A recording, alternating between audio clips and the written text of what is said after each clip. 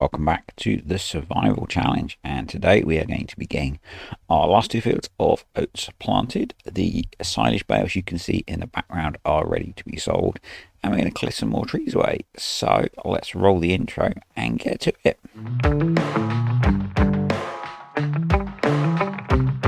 The first thing we need to do is get some more seed because we have very little left. So I brought the old pickup up to the shop to pick a bag up. Getting better with the old forklift forks and getting things in the back of the truck. And yeah, we've got two large-ish, well, one small field, one large-ish field to get planted, one of our new fields, and then bales to sell and trees to chop. I think then probably we've got a bit of fertilizing to do, but mostly progressing time through to harvest. The other job we're going to do today is get rid of these chickens. So I'm just going to sell the chickens off and then sell the chicken enclosure. I'm planning to put a shed in there at some point.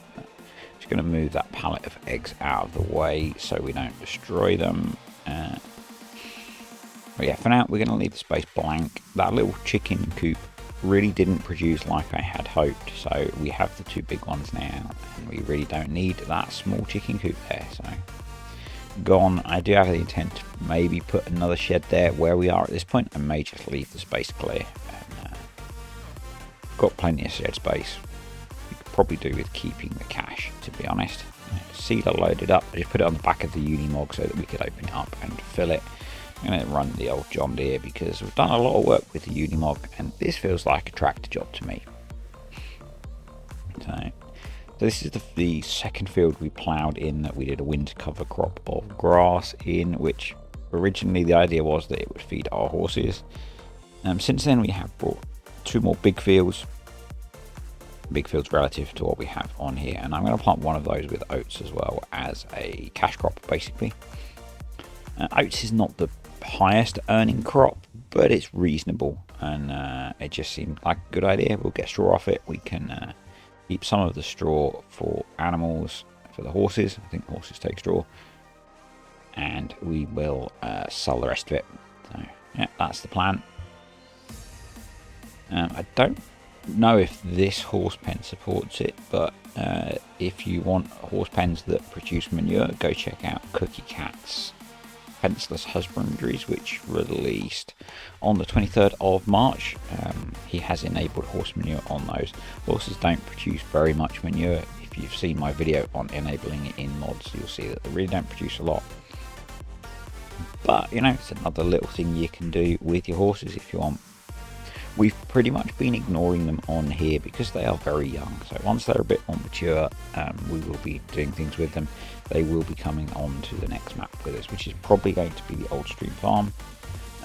In the next few days, we will be starting on Greenlands with a setup video, and then probably fairly quickly into a first episode. And that's going to be my £10 million debt farm challenge. So can we start off with a £10 million farm, and can we repay that debt? So that's what we're looking at on there. Just checking those silage bales are ready.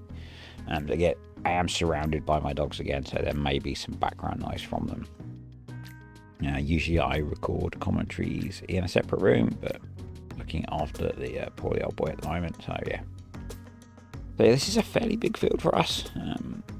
Hopefully it will yield a nice crop of oats. We also have wheat, I think it's wheat in the field next door, which was planted when we bought the field. So we have a lot of straw to bale and sell off. We do have a decent baler, so although it only produces small bales, we'll be able to make use of that and get some straw sold before we move on.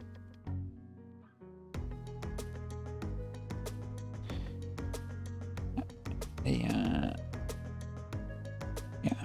and I'm not really particularly feeling chatty today, which is probably a bad time to be recording a commentary, but nearly got this field sorted. And then yeah, I'm going to keep clearing the wooded area on here because I want to have a reasonable bankroll before we move maps. I think these two fields are worth about 280,000.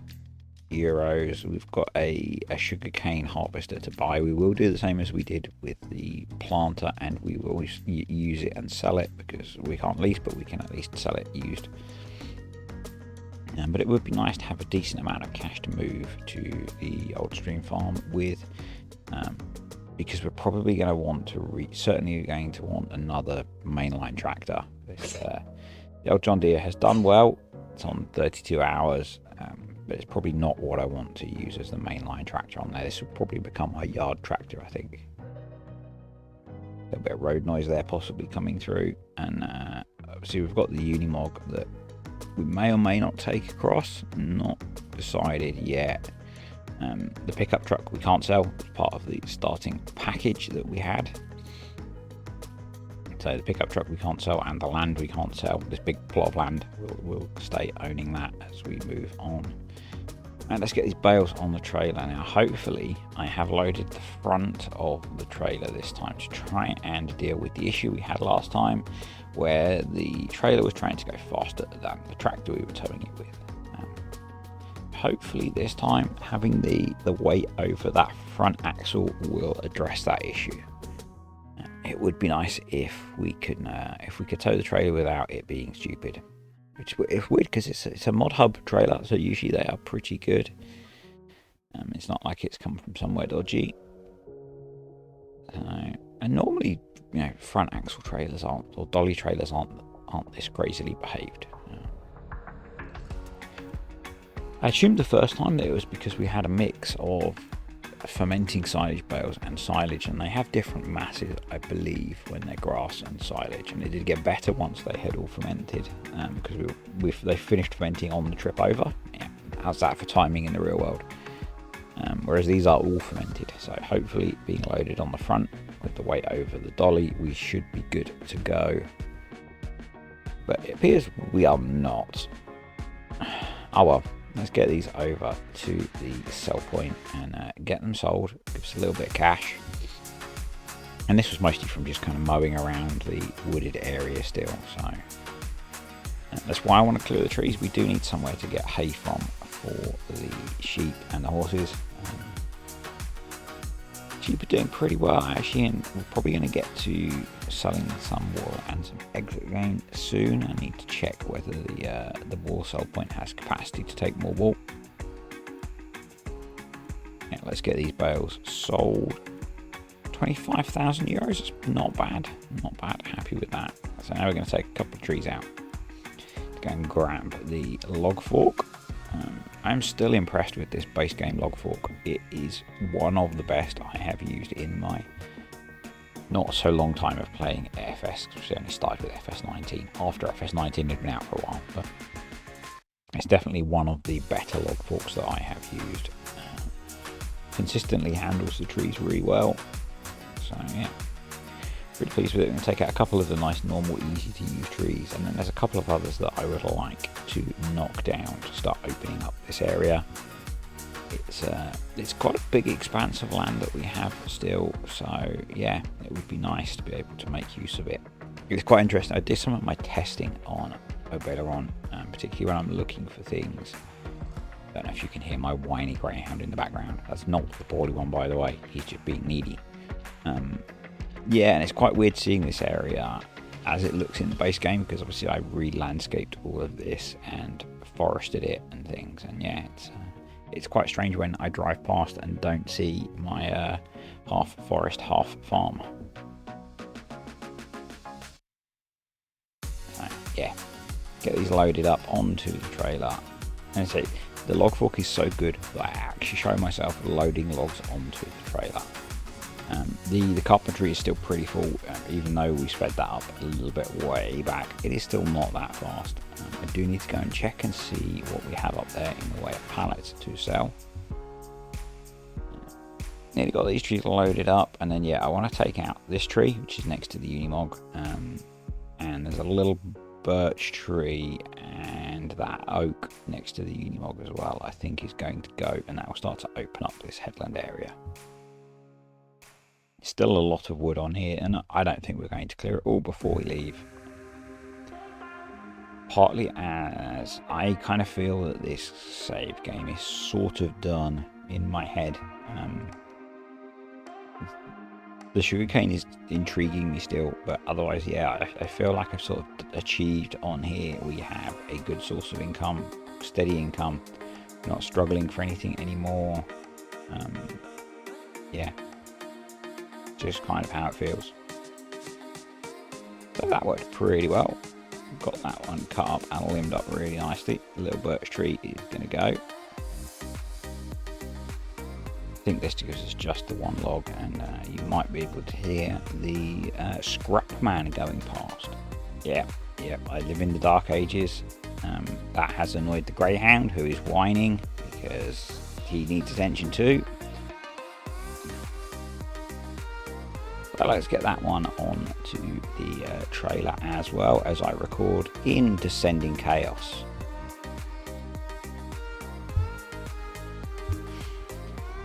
The dog obviously wants to go for a ride with the scrap man. You want to go and see the scrap man? He doesn't look impressed. Sorry, very, very professional there. On to dealing with this big old oak tree. So I'm going to stick the limbs that I can pick up in the corner. We'll chuck those on later, and then we'll get the rest of this limbed up and tidied up and loaded up. And then we'll go sell it at the biomass plant, because they seem to be the best for buying our trees. I know the train takes them, but I've never thought of the idea of... I guess I could get it to stop at the crossing, and I could load it up there. That's intriguing, because the train always offers a really good price for wood. Maybe we could cut a load of trees down, get them all processed ready, and then bring the train over and stop it on the crossing and load up there. I'm intrigued by that now. That's just occurred to me as I am doing this voiceover, and I'm quite intrigued by the idea of trying to do that. So that may be coming in the future. Probably with nice trees rather than oak trees like this. Maybe we'll stockpile all of the nice trees. So we're loaded up, cracking sky.